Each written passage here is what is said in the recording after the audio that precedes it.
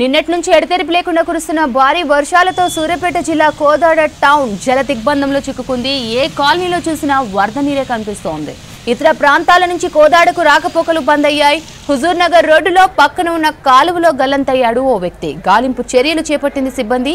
నిన్నటి నుంచి పట్టణంలో కరెంటు లేకపోవడంతో జనం ఇబ్బందులు పడుతున్నారు. నీళ్లు లేకపోవడంతో ఇబ్బందులు పడుతున్నామంటున్నారు ప్రజలు. పట్టణంలోని వరద ప్రభావిత ప్రాంతాలను సందర్శించారు సూర్యాపేట జిల్లా కలెక్టర్ తేజస్ నందలాల్, ఆర్డీఓ సూర్యనారాయణ. ప్రజలకు ఇబ్బందులు కలగకుండా చర్యలు తీసుకోవాలని అధికారులను ఆదేశించారు.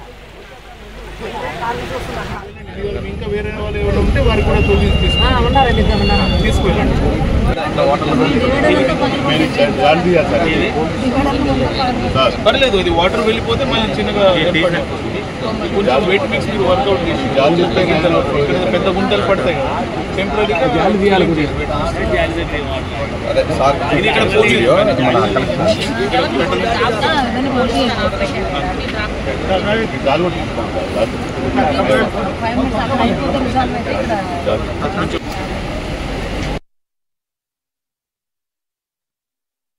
కోదాడ హుజూర్ నగర్ ప్రాంతంలో దాదాపు 300 mm దాకా కూడా నైట్ పూట వర్షం రావడం జరిగింది.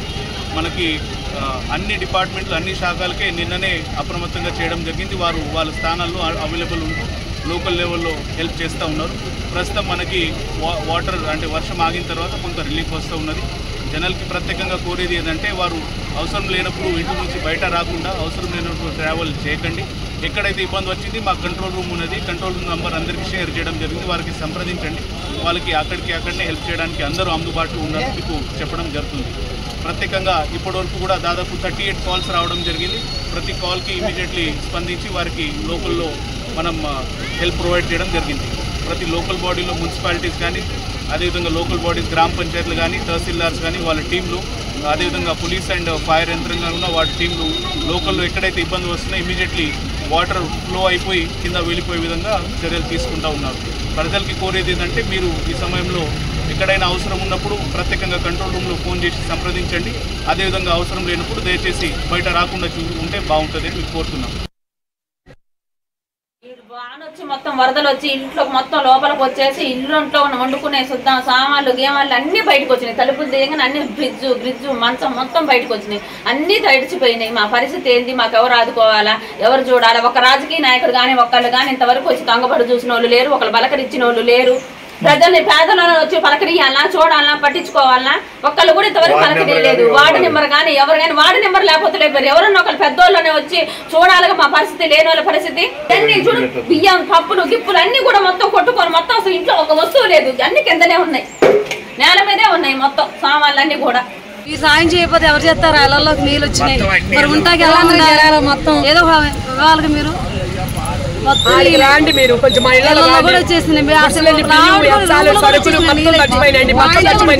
రాత్రిగా 7:30 వచ్చేసామండి.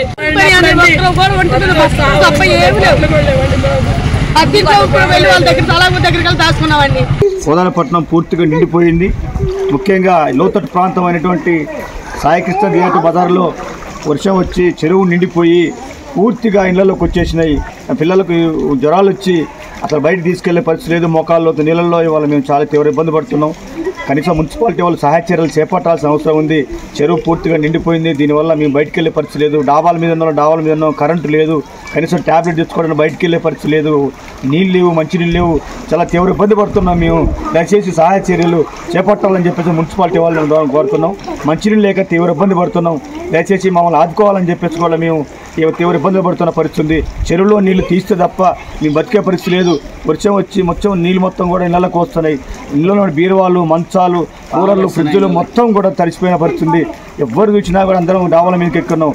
నైటు గొడుగులు వేసుకొని చాలా తీవ్రపడ్డ పిల్లలతో చాలా తీవ్ర ఇబ్బంది పడుతున్నది. ఈ విధంగా మేము అనుభవిస్తున్నామని చెప్పేసి దాన్ని తెలియజేస్తున్నాం.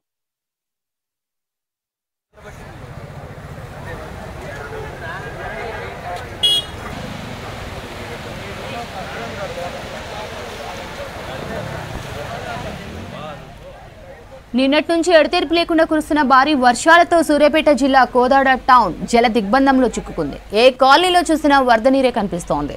ఇతర ప్రాంతాల నుంచి కోదాడకు రాకపోకలు బంద్ అయ్యాయి. హుజూర్ నగర్ రోడ్డులో పక్కన ఉన్న కాలువలో గల్లంతయ్యాడు ఓ వ్యక్తి. గాలింపు చర్యలు చేపట్టిన సిబ్బంది. నిన్నటి నుంచి పట్టణంలో కరెంటు లేకపోవడంతో జనం ఇబ్బందులు పడుతున్నారు. నీళ్లు లేకపోవడంతో ఇబ్బందులు పడుతున్నామంటున్నారు ప్రజలు. పట్టణంలోని వరద ప్రభావిత ప్రాంతాలను సందర్శించారు సూర్యాపేట జిల్లా కలెక్టర్ తేజస్ నందలాల్, ఆర్డీఓ సూర్యనారాయణ. ప్రజలకు ఇబ్బందులు కలగకుండా చర్యలు తీసుకోవాలని అధికారులను ఆదేశించారు.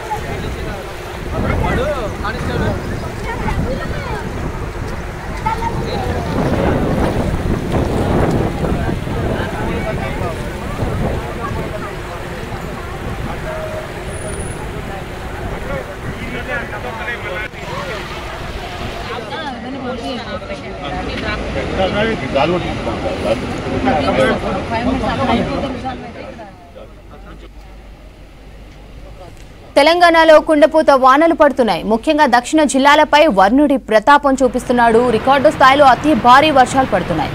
రాష్ట్ర వ్యాప్తంగా భారీగా వర్షపాతం నమోదైంది. సూర్యాపేట జిల్లా హుజూర్ నగర్ లో 30 సెంటీమీటర్ల వర్షం పడింది.